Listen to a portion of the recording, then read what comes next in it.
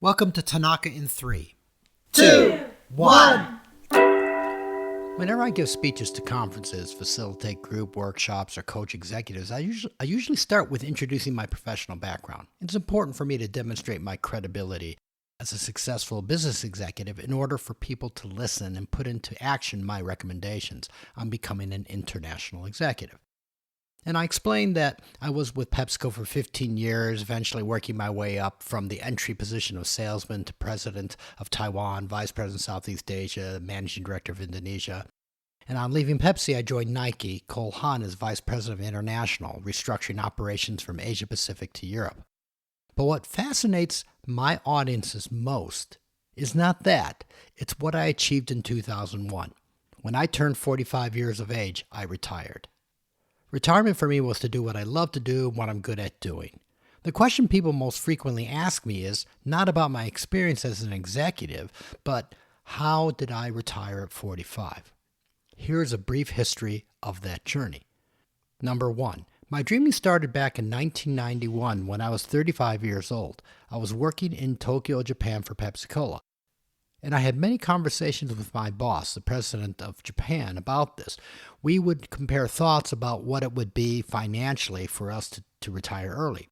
1 year into this dreaming process, I realized that although finances are important, they are not the most important aspect.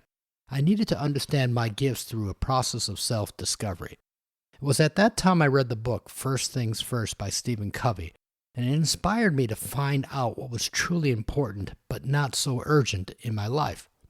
Using this as a backdrop, I conducted a self-analysis process to discover my strengths and my passions.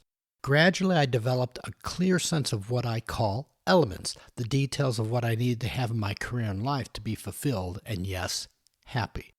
Once I understood more clearly those key elements, I put together a plan, a roadmap. I soon discovered that my plan allowed me to make better career decisions as well as go after the experiences and skills I needed to get closer to achieving my dream.